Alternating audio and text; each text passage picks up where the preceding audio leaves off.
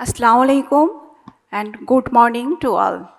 I am Dr. Shabrin Akhter, working as resident surgeon, Faridpur Medical College, Faridpur. My topic's titles is Evaluation of Ki-67 Biomarker Acid Trials in Cervical Cancer Screening. We all know that cervical cancer is the most frequent disease in women globally and the fourth commonest cause of cancer death.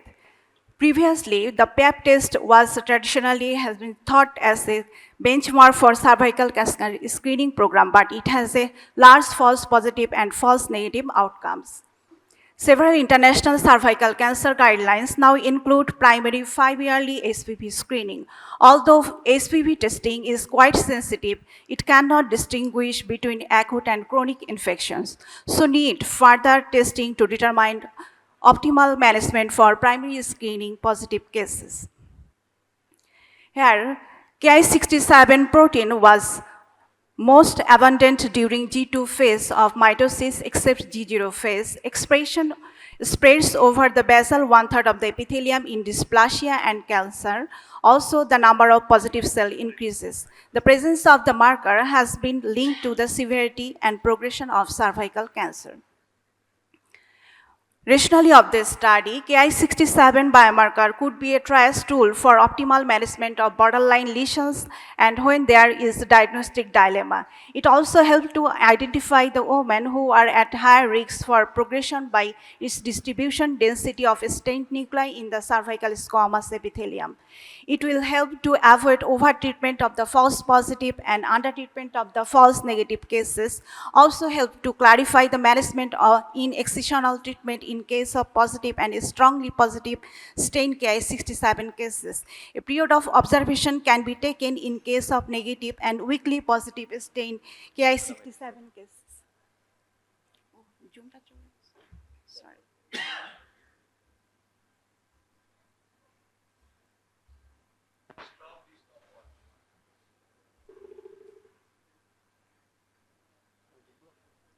ইয়াতে দেন কাপে দেন হ্যাঁ cup শোতে দিয়ে দেন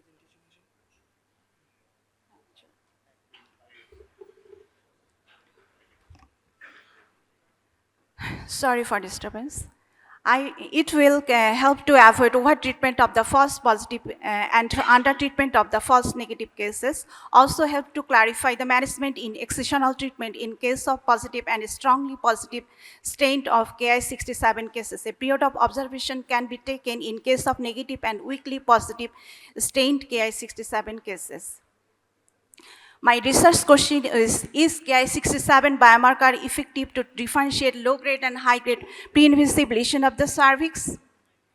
Objectives of this study, the general objective was to evaluate the accuracy of Ki-67 biomarker in differentiating the low-grade and high-grade pre-invasive lesion of the cervix. Specific objective was to find out the relationship of the Ki-67 staining with the low-grade pre-invasive lesions of the cervix, to find out the relationship of the Ki-67 staining with the high-grade pre-invasive lesion of the cervix, and to compare the accuracy of Ki-67 biomarker with histopathological findings of low-grade and high-grade pre-invasive lesion of the cervix. Materials and method. My study was cross-sectional analytical study done on the Department of the Gynecological Oncology, BSMMU, Dhaka. The study period was January 2022 to December 2022. Study population was selected among the 30 to 60 years of women among either via or cytology and or HPV DNA positive who are referred to colposcopy clinic of BSMMU for further evaluation. Sampling technique was non-random purposive sampling. My study size was 88.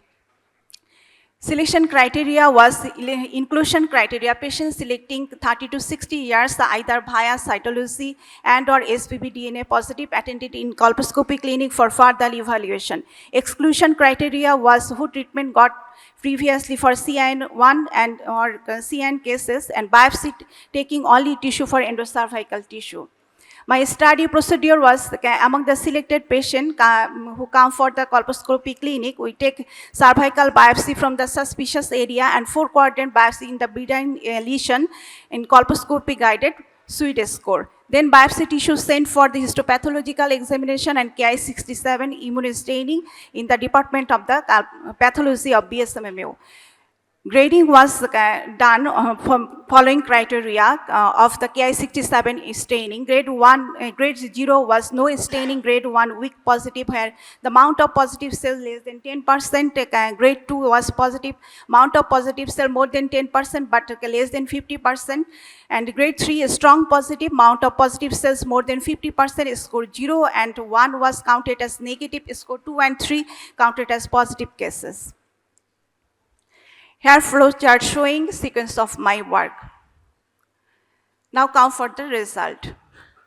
On the socio-demographic characteristics, most of the patient age was 43.3 plus minus 9.7 years, and most of the patient come from the lower middle income.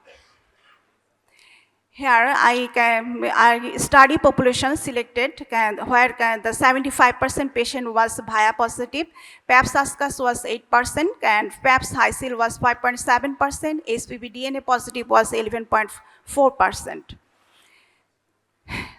Pie chart showing the colposcopic findings of my study population. Normal was 39.8%, CIN1 was 19.3%, CIN2 was 18.2%, and CIN3 was 22.7%. Histopathological findings of this patient, CIN1 L cell, that is number of patient is 11, CIN2 high cell 17, CIN3 high cell 23, CIS5 high cell is 5, and normal was 32. Pie chart showing Ki-67, here score 0 was 27.3%, 1 was 20.5%, 2 was 26.1%, and 3 was 26.1%.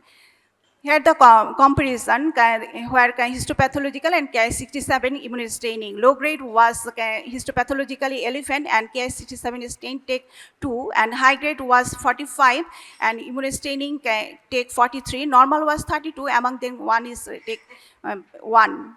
Ki-67 positive staining. Here we see the comparison between the Ki-67 and histopathological findings, where the true positive rate was 45 and false positive 1, and false negative was 11 and true negative was 31. So the Ki-67 immunostaining diagnostic accuracy for prediction of pre-invasive lesion of the cervix as a triage tool is sensitivity 80.4%, specificity 96.9%, accuracy 86.4%, positive predictive value was 97.8%, and negative predictive value 73.8%.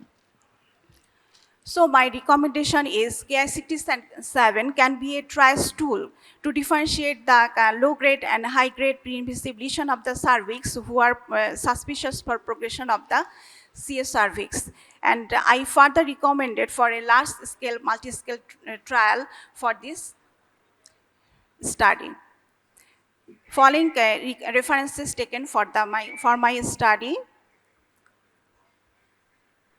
Thank you for precious hearing.